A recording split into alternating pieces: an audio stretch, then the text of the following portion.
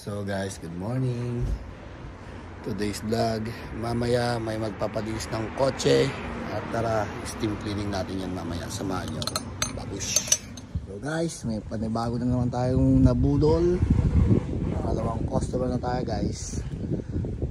Tingnan natin yung loob. Ayan guys. Okay, sobrang dumi. Puro asin. Yung weather mat niya, sobrang dumi. Natin guys, okay? Ayan. Ayan, nakakadumi. Ayun. Maasin-asin. Okay, maasin-asin siya guys. Steam cleaning, here you go. Pretty basic lang siya guys. Unahin natin mga dashboard. Okay.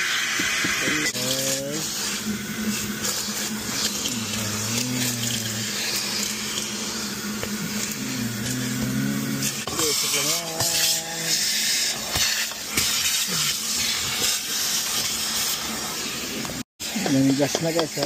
Gas na tigas.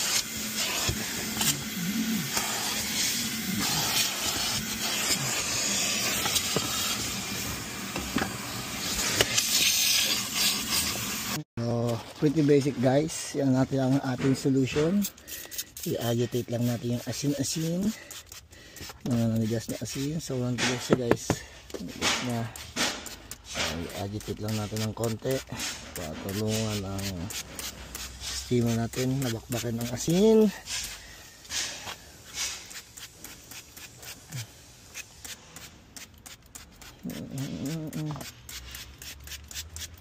Pretty basic lang yan.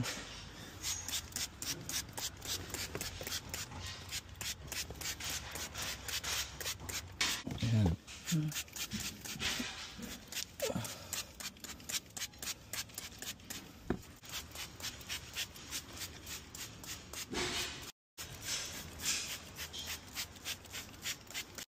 So guys, ilagyan na natin yung special solution. I-agitate lang natin ng konti. So yun, ilagyan natin ng ng special solution sa asin, sa fabric, leather. Agad. So agitate lang ng konti habang pinapainit natin yung steamer. So habang pinapainit natin yung steamer, second vacuum. Okay? Second vacuum tayo of course. Syempre. Para naman papainit natin sa second vacuum tayo. Agitate lang natin yung asin.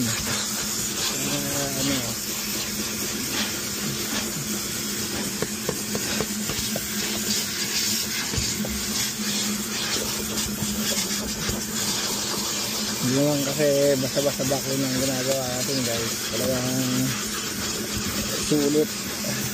Sulit yung bayad ng customer.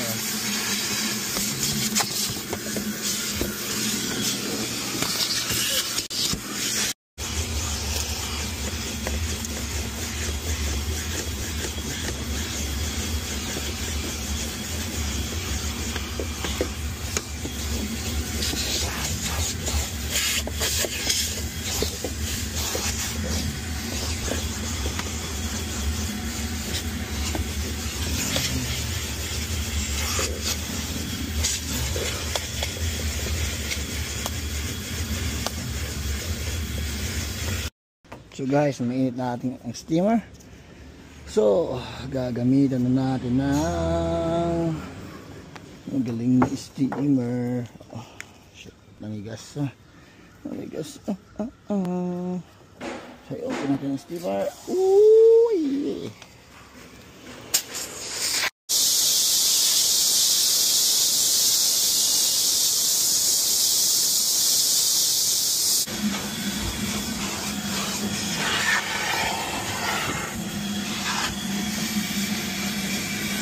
Guys, clean reveal. Wala na ang asin. Malinis na leather. Woohoo! Okay guys. Hello. Walang bahid na asin. Malinis na leather. Tapos na tayo. yung original carpet niya. Yeah guys, tingnan naman. Tingnan naman. Yung leather niya, tapos malinis. Okay, stem clean lang yan guys. Malinis guys, malinis. Okay. So, ito yung punong-puno ng asin. Nawala na guys. Okay. So, that's it guys. Ibabalik na natin yung maduming mat niya. Yung mga maduming mat niya. Rubber mat. Mga parang bago. So, stay tuned guys to another vlog. So doon po nagtatapos ang ating vlog guys. Sana nagustuhan niyo ang aking paglilinis ng sasakyan. Another day, another dollars. Alright, ciao.